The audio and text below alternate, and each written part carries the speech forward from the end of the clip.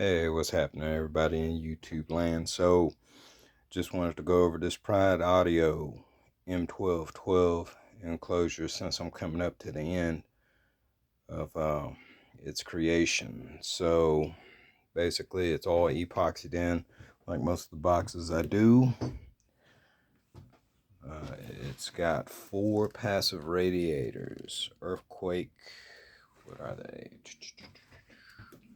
They're Earthquake Slaps M12 version 2s.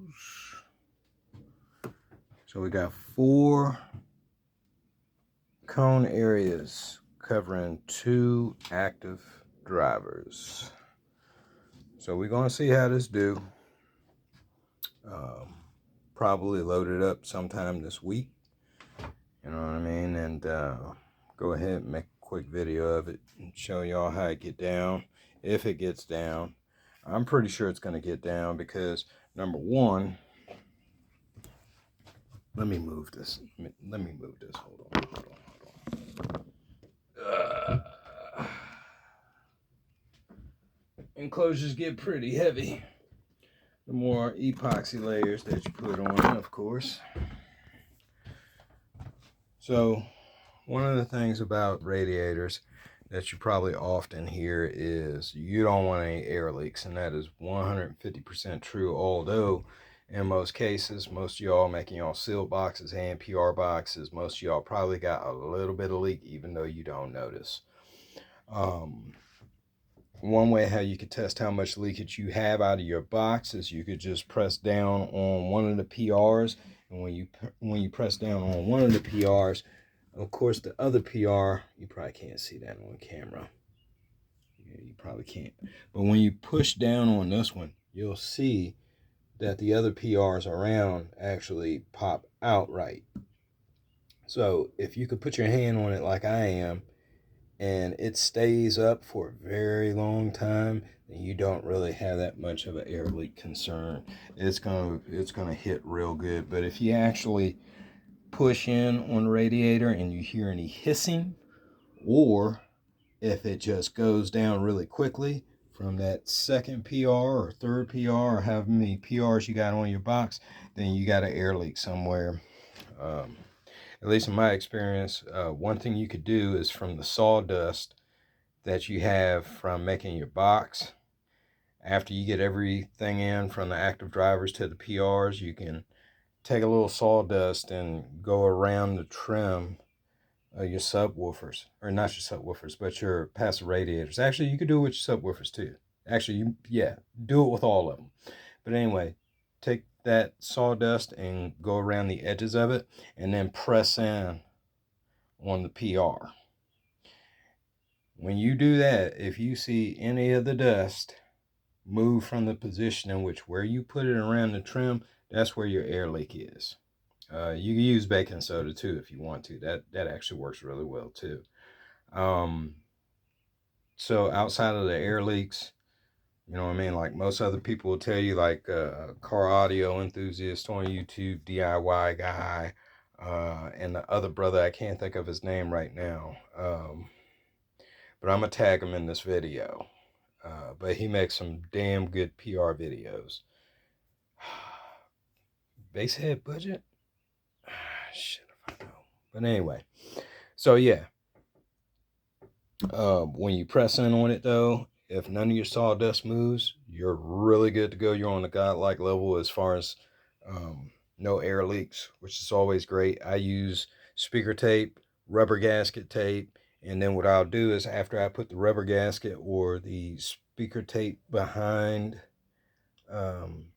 behind the active driver or the passive radiators, what I'll do is I'll take a bead of glue and I'll go in around the edge of both of those, and the glue should seal off any kind of air leak that you have at that point if it's coming from around the gasket. One other trick you could do that I don't really do often is you could dip your screws in glue after you pre-drill your hole. You could dip these in glue and then drill it in, and that'll seal that in most cases that'll seal it completely where the screw head goes into the baffle. So on that note, the box is only 2.4 cubic feet. Pride suggests a 3.5 to 4 cubic foot ported box. So that's a win-win as far as PRs. PRs are always going to be smaller than your ported boxes. They're going to hit great. They're not going to hit on a ported level. But one thing that I love about Passive Radiators since I ever started making boxes for Passive Radiators is not only do you get kind of like a sealed effect, so to speak, but you also get a portion of that boom that you'll get from a ported box. I love my sound quality, but I love to get really low at the same time, and it's very difficult to really find like a even street, so to speak, no matter what kind of box you make, but particularly, excuse me, particularly with the seal box. You know what I mean? Seal box, if you want a certain frequency off of a seal box, you're going to have to make it that exact size and run with it. You know what I'm saying? But with the Passive Radiator box, I got options. You know what I mean? I could have actually made this box 1 cubic foot. And at 1 cubic foot, this box FB would be around, I think it was like 37 hertz.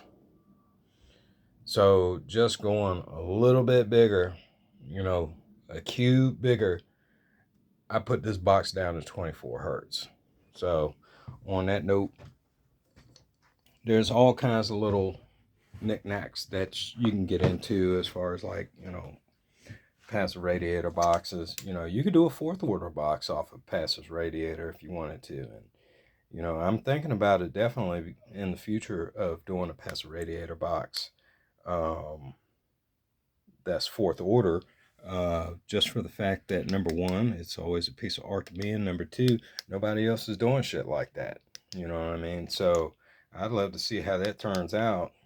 Usually you only see 4th order bandpass boxes with Passive Radiators and home setups.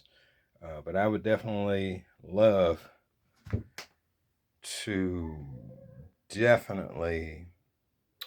make a box that's 4th order Passive Radiator, because at the end of the day, that box ain't going to be no more than probably 4 cubic feet. And I know most of y'all riding around here with 4th order boxes is like 7, 8, 9, 10 cubic feet. You know, you ain't got no damn trunk. You know what I mean? And to each his own. If you just don't want a trunk, then you just don't want a trunk. You know what I mean? You just want some boom in there. You know what I mean? I'm not going to hate on that. For a very long time, I thought like that. But yeah, you know, to each his own. So with that being said, probably going to finish this box up. I just want to do a QC check on how much air leakage is left after the bead of glue around the edge is dry overnight. With that being said, also got a visitor who's going to be making an appearance on the box as well. You know what I'm saying? So at some point after I do the QC test, hope I don't trip and fall. After I do the QC test, then we'll go ahead and epoxy my man on this box, and then we're gonna let it ride. Pride audio. Yeah, if y'all can't see that on camera, I'm sorry. It's actually pretty cool. And actually, it looks more white when you hit it. You know what I'm saying? Over time, although it looks kind of deep blue on the camera. So yeah, all in all, you know what I'm saying? I think this is another fantastic PR build. We're going to get down with the get down. Throw this joint up in the trunk probably sometime this week. Until then, I'm going to figure out where to put my gray alien brother at on the box. And then that'll be a wrap, man. It'll be a video after that. Peace out.